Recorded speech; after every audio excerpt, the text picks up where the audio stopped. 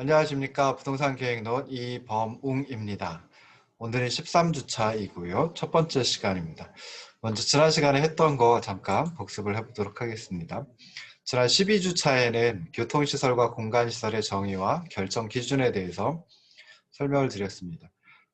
먼저 이제 교통시설인데요. 교통시설 가운데 이제 가장 중요한 게 도로이니까 도로서부터 이제 설명을 드리도록 하겠습니다. 도시계획시설로서의 도로는 이제 폭 4m 이상으로 통상의 교통소통을 위하여 설치된 도로이다. 다만 보행자 전용 도로와 자전거 전용 도로의 폭은 1.5m 이상으로 되어 있습니다. 그래서 도로를 사용 및 형태에 따라서 구분해 볼 수 있고, 규모에 따라 구분해 볼 수 있고, 기능에 따라 구분해 볼 수 있습니다. 사용 및 형태에 따라 도로는 일반 도로, 자동차 전용 도로, 보행자 전용 도로, 보행자 우선 도로, 자전거 전용 도로, 고가도로, 지하도로 뭐 이렇게 구분을 하고요. 규모별로는 광로, 대로, 중로, 소로, 그리고 이제 1류, 2류, 3류 해가지고 총 12가지로 구분을 하는 것이죠. 그리고 기능별로는 주간선도로, 보조간선도로, 집산도로, 국지도로, 특수도로 이렇게 구분을 하고 있습니다. 교통시설 두 번째가 자동차 정류장이 있습니다. 자동차 정류장은 뭐 여객 자동차 터미널, 물류터미널, 공영차고지, 공동차고지, 화물자동차 휴게소, 복합환승센터 뭐 이렇게 구분을 하고 있습니다. 먼저 여객 자동차 터미널, 그리고 여객 자동차 운수사업용 공영차고지, 그리고 복합 환승센터 이 세 가지는 주간선 도로 또는 다른 교통수단과의 유기적인 연결이 가능한, 그래서 여객 수요가 집중되는 지역, 그리고 이용자의 접근이 용이한 지역에 설치하도록 하고 있습니다. 준주거, 중심상업, 일반상업, 유통상업, 준공업, 자연녹지, 계획관리지역에 한정해가지고 설치가 가능하고요. 그리고 이제 요 중에 그 시내버스 운송사업용 여객 자동차 터미널, 그리고 시내버스 운송사업용 공영차고지는 제2종 일반주거, 제3종 일반주거, 생산 녹지 지역에도 설치가 가능합니다. 마지막으로 이제 복합환승센터는 제1종 전용주거, 보전 녹지, 보전 관리, 생산 관리 지역 외의 지역에 이제 설치가 가능하죠. 그래서 뭐 이렇게 어떤 용도 지역에 설치가 가능한지 알아두시는 것도 좀 도움이 될 듯 싶습니다. 자, 자동차 정류장 가운데 물류터미널, 그리고 화물자동차 운수사업용 공영차고지, 공동차고지, 화물자동차 휴게소 등은 지역의 현황 또는 장래에 있어서의 공간구조, 산업활동, 물동량을 고려해가지고 유통의 원활을 기할 수 있는 곳, 그리고 주간선도로 또는 다른 교통수단과의 유기적인 연결이 가능한 지역에 결정하는 것이 바람직하다라고 생각해 볼 수 있습니다. 중심 상업지역, 일반 상업지역, 유통상업지역, 일반 공업지역, 준공업지역, 계획관리지역에 한해서 설치가 가능합니다.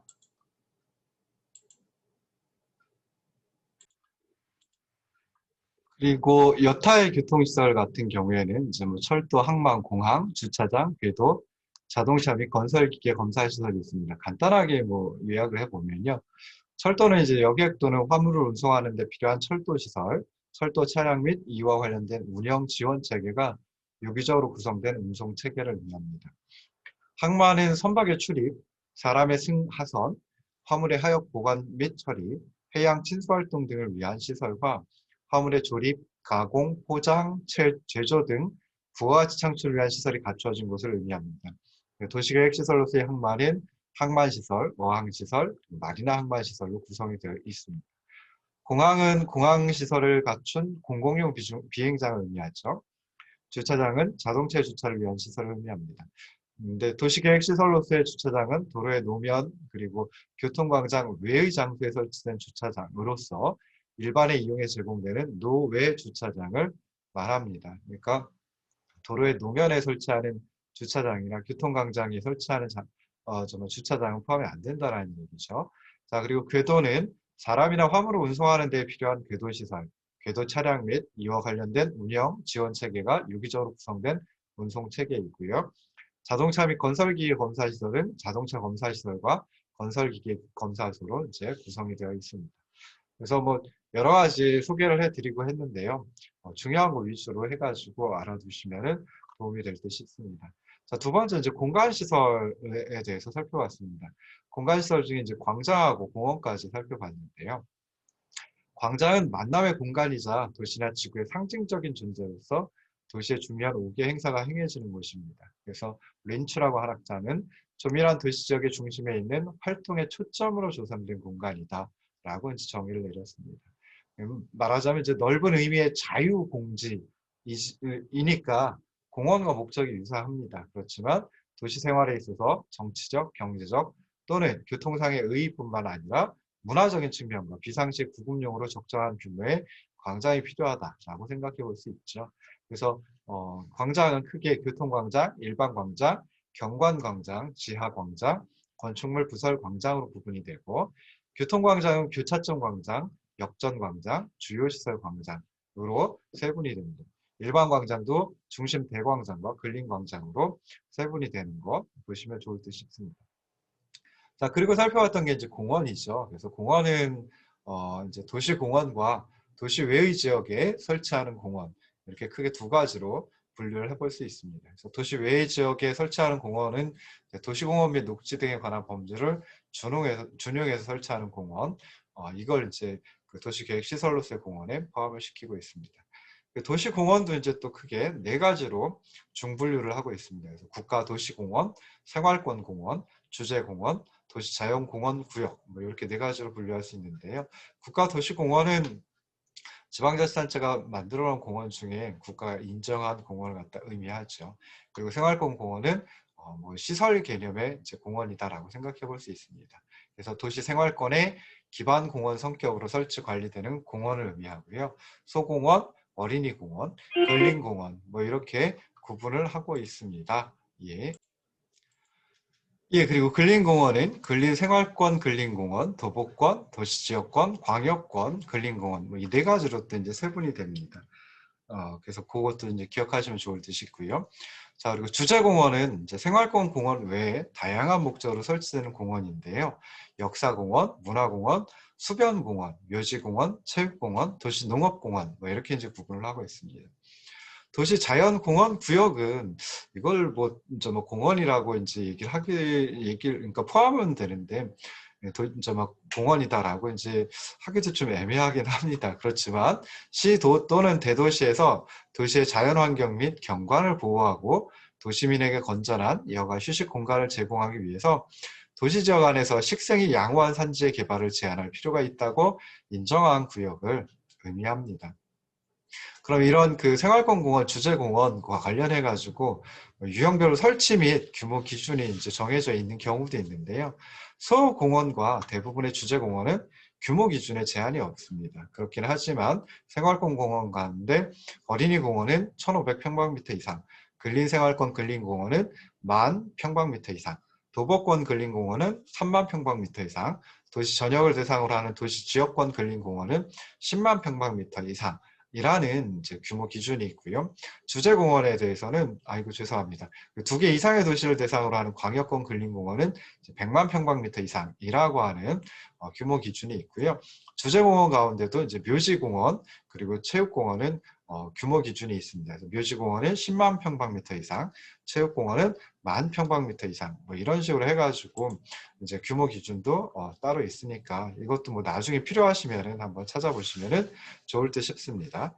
자, 오늘은 이제 그 공원에 대한 그 페리라는 학자의 어떤 그 도시 공원의 배치 체계에서부터 다시 진도를 나가보도록 하겠습니다. 자, 그래서 마찬가지로 화면을 공유하고 시작하도록 할게요. 그래서 다섯 번째 강의 한 78쪽, 79쪽 보시면은 이제 도시공원의 유형 구분에 따라 가지고 도시공원을 어떻게 배치하는 게 바람직한지 페리라고 하는 학자가 그 주창한 근린 주거 이론에 따라 가지고 이제 살펴볼 수 있습니다. 그래서 먼저 보시면은 이 그림으로다가 살펴볼 수 있는데요. 자, 그림에 이제 어린이 공원이라고 하는 게 있습니다. 그래서 뭐 맨 오른쪽 위를 갖다 보시면 어린이 공원 해가지고 나와 있죠. 그래서 우선 이제 1,500평방미터 이상의 면적으로다가 어린이의 도보 한 개 거리 250m를 유치거리로 하는 어린이 공원을 기본으로 이제 배치를 합니다. 그래서 어린이들 같으면 이제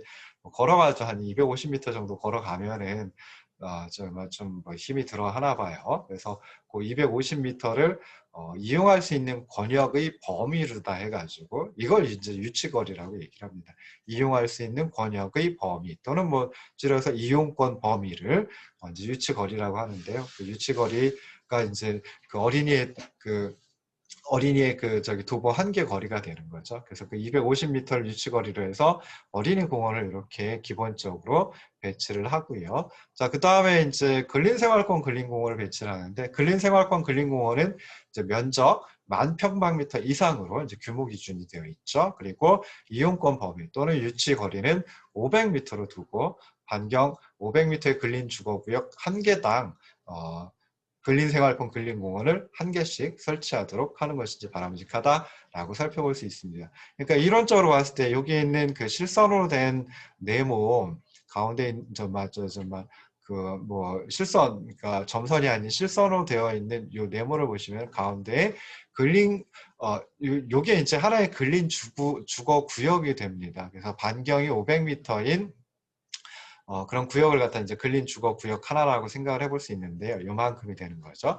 사실 반경이니까 동그랗게 나타나야 되는데 그냥 여기서는 편의상 네모로다가 이제 사각형으로 그림을 그렸습니다. 그래서 이렇게 근린 주거 구역 한 개에는 가운데 근린생활권 근린공원 한 개가 있고요. 그리고 4개의 어린이 공원으로 구성된다라고 이제 생각을 해볼 수 있습니다.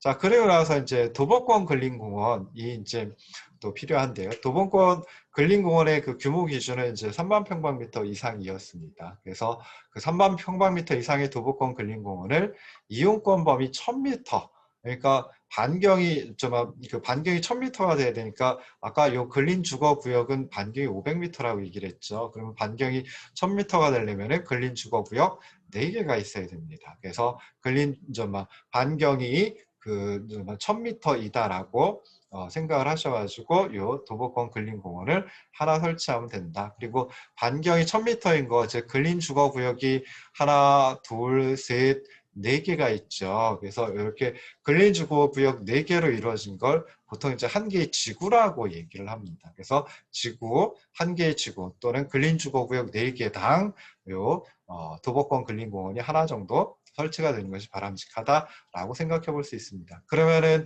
한 개의 지구, 그러니까 4개의 근린 주거 구역으로 구성된 한 개의 지구 같으면은 중심에 도보권 근린공원 1개, 그리고 근린 주거구역 4개가 있으니까 그 각각의 근린 주거구역 중심에 근린생활권 근린공원, 그러니까 총 4개가 있어야 되고요. 그리고 어린이공원은 총 근린 주거구역당 4개니까 지구 1개에는 16개의 어린이공원이 배치가 되는 것이 바람직하다라고 생각해 볼 수 있습니다. 그래서 그 하나의 지구에는 지구 중심에 도보권 근린공원 하나, 그리고 지구 내 그 근린 주거구역 중심에 근린생활권 근린공원 하나씩 총 4개, 그리고 어린이공원은 근린 주거구역 하나당 4개씩 해가지고 총 한 개의 지구에는 16개가 설치가 되어야 되고요. 다 합치면 이제 21개의 생활권 공원 체계를 이룬다라고 생각을 해볼 수 있습니다. 그리고 여기에다 도시지역권 근린공원 또는 광역권 근린공원도 이제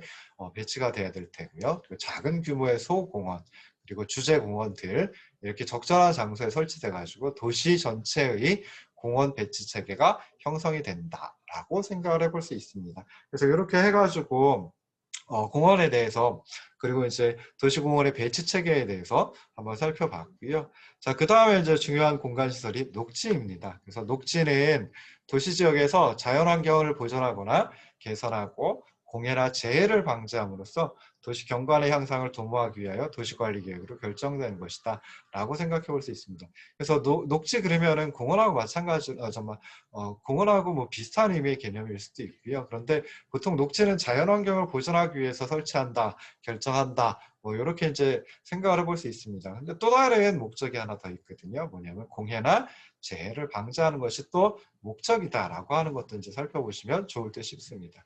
그래서 녹지는 기능에 따라 가지고 완충 녹지, 경관 녹지, 연결 녹지 이 3가지로 구분을 할 수 있고요. 완충 녹지는 대기오염, 소음, 진동, 악취, 그리고 그 밖에 이에 준하는 공해, 그리고 각종 사고나 자연재해, 그 밖에 이에 준하는 재해, 그러니까 공해하고 재해 등의 방지를 위하여 설치하는 녹지다라고 생각을 하시면 좋을 듯 싶습니다.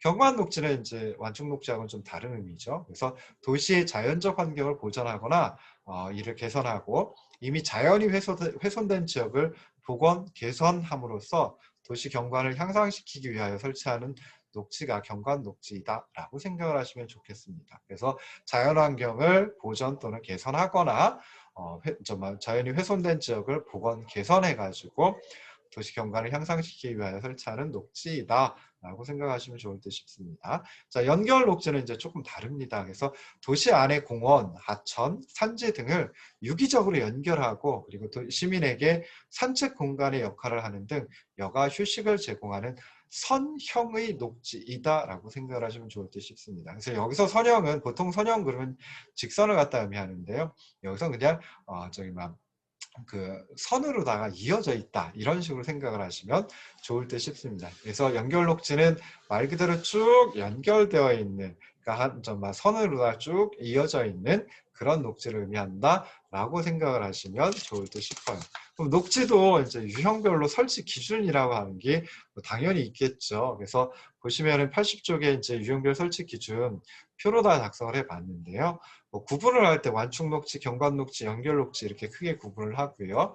완충 녹지도 그 기능에 따라 가지고 공장, 사업장 등의 시설에서 발생하는 공해 차단 또는 완화의 기능을 수행하는 완충 녹지, 그리고 재해 등이 발생했을 때 피난지대 역할을 하는 완충 녹지, 그리고 철도, 고속도로 등의 교통시설에서 발생하는 공해를 차단 또는 완화하기 위한 완충 녹지, 그리고 사고 발생 시에 피난지대 역할을 하는 완충 녹지, 이렇게 이제 구분을 해볼 수 있습니다. 그래서 그거에 따라 가지고 또 그 기능에 따라 가지고 형태별로 또 구분을 해보기도 하죠. 그래서 공장, 사업장 등의 시설에서 발생하는 공해 차단, 완화 기능을 가진 완충 녹지 가운데 전용 주거지역, 교육 및 연구시설 등에 인접한 형태일 때는 녹화 면적률하고 식재 수목이 녹화 면적률은 50% 이상, 그리고 식재 수목은 교목으로 되어 있습니다. 그래서 녹화 면적률이라고 하는 것은 녹지 면적에 대한 식물 등의 가지 그리고 잎 이런 것들의 수평 투영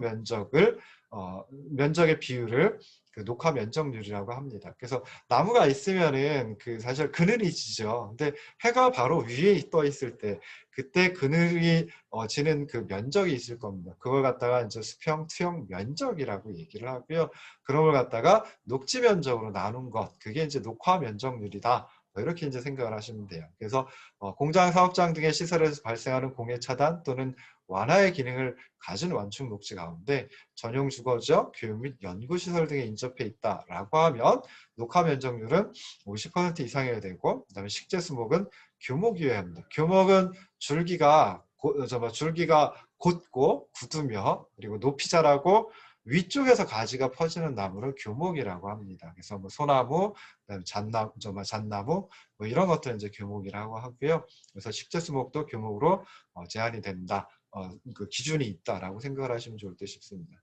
자, 공장, 사업장 등의 시설에서 발생하는 공해 차단 또는 완화 목적의 완충 녹지 가운데 재해 발생 시 피난지대 역할을 하는 그런 그 완충 녹지의 경우에는 녹화 면적률이 70% 이상이어야 되고요. 그 다음에 식재 수목은 관목이나 지피 식물이어야 됩니다. 그래서 관목은 키가 크지 않은 그런 그 식물을 갖다 의미합니다. 그러니까 나무이긴 한데요, 키가 크지 않은 거 어떤 게 있을까요? 진달래나무라든지 앵두나무라든지 하는 것들은 이제 아주 높지는 않습니다. 그래서 사람들이 이제 지금 재해가 발생했다라고 하면 뛰어넘을 수 있고, 그 다음에 거기서 이제 좀 피난을 할 수도 있거든요. 그래서 그런 그 완충 녹지에는 녹화 면적률 70% 이상, 그리고 관목, 지피식물. 지피식물은 뭘까요? 지피식물은 지표를 낮게 덮는 식물, 그러니까 잔디라든지 클로버 또는 이끼라든지 이런 것들을 갖다 지피식물이라고 얘기를 합니다. 그래서 70% 이상의 녹화 면적률을 가지고 있어야 되고, 식재 수목으로는 관목 그리고 지피식물이어야 한다라고 하는 설치 기준이 있습니다. 자, 완충 녹지 가운데 이제 재해 등이 발생했을 때 피난지대 역할을 하는 거. 자, 그것도 이제 형태를 세 가지로 나눠볼 수 있는데요. 세 가지 모두 다 녹화 면적률은 80% 이상이어야 되고요. 그다음에 식재 수목은 좀 뭐 이 경우에는 구분이 뭐 많이 되지는 않습니다. 교목이어도 되고 관목이어도 되고 지피식물이어도 된다. 뭐 이렇게 이제 생각을 하시면 좋을 듯 싶습니다. 그리고 그 나머지 기능을 수행하는 완충목지 같으면은 마찬가지로 녹화 면적률은 80% 이상이어야 되고, 그 다음에 식재 수목은 교목, 관목, 지피식물 뭐 중에 하나이면 됩니다. 근데 이러한 완충목지는 면적이라든지 폭도 결정 기준이 있습니다. 설치 기준이 있습니다. 그래서 면적은 기능을 충분히 발휘할 수 있는 규모여야 되고요.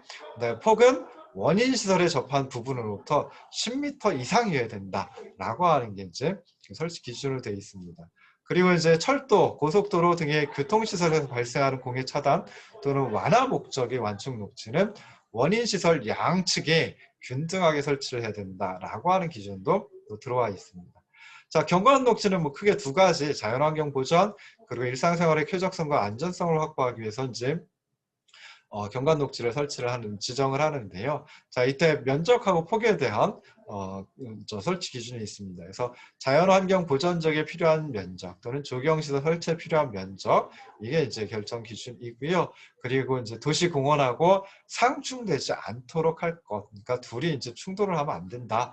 도시공원과 경관 녹지가 충돌을 하면 안 된다. 뭐 그렇게 이제 생각을 하시면 좋을 듯 싶습니다. 자, 연결 녹지는 기능이 녹지 공간하고 일상생활의 어떤 동선을 연결하는 그런 기능을 주로 수행을 합니다. 형태는 크게 이제 한 세 가지가 있는데요. 비교적 규모가 큰 숲으로 이어지거나 하천을 따라 조성되는 상징적인 녹지축 또는 생태 통로가 하나 있고요. 그리고 그리고 주거 상업지역 공공시설과 연결되는 망으로서의 형태도 있고요. 산책 및 휴식을 위한 소규모 가로공원, 이 형태도 있습니다. 이 세 가지 경우 모두 다 녹화 면적률은 70% 이상이어야 하고요. 면적과 폭이죠. 폭은 10m 이상으로 설치를 해야 된다라고 하는 기준이 있습니다. 그래서 이런 것들도 이제 한번 살펴보시면 좋을 듯 싶고요. 공간시설 나머지 것들 보시면요. 그냥 짧게 정의만 한번 생각을 해볼게요. 그래서 유원지가 있습니다. 유원지는 주민의 복지 향상에 기여하기 위하여 설치하는 오락과 휴양을 위한 시설이다라고 생각을 하시면 좋을 듯 싶고요. 그래서 이제 보통 준주거지역, 일반 상업지역, 자연녹지지역, 계획관리지역에 한해서 설치해야 한다라고 하는 설치 기준도 또 있습니다. 자, 그 다음에 나오는 게 이제 공공공지입니다. 그래서 공공공지 한자를 보시면요. 처음에 나오는 공공은 우리가 알고 있는 그 공공입니다. 근데 세 번째 나오는 공자, 이건 빌공자죠. 그래서 비어있는 지역이다. 그러니까 비어놓는 지역이다. 뭐 이렇게 이제 생각을 하시면 좋을 듯 싶습니다. 그래서 지역 내 주요 시설물 또는 환경을 보호한다든지 경관을 유지하고 재해 대책으로서 이제 만들어 올 수도 있고요. 보행자의 통행과 주민의 일시적 휴식 공간의 확보를 위하여 설치하는 시설이다. 그래서 뭐 이렇게 걸어 다니다 보면 도보로 걸어 다니다 보면 이런 사진과 비슷한 그런 그 시설들이 나타나는데요. 이게 이제 공공공지이다라고 생각을 하시면 좋을 듯 싶습니다. 자, 중간에 전화도 오고요. 제가 또 다른 것도 하느라고 잠깐씩 쉬었습니다. 죄송합니다. 근데 뭐 낮에 찍다 보니까 이런 일이 계속 일어나네요. 자, 잠깐 쉬었다가 다시 돌아오도록 하겠습니다.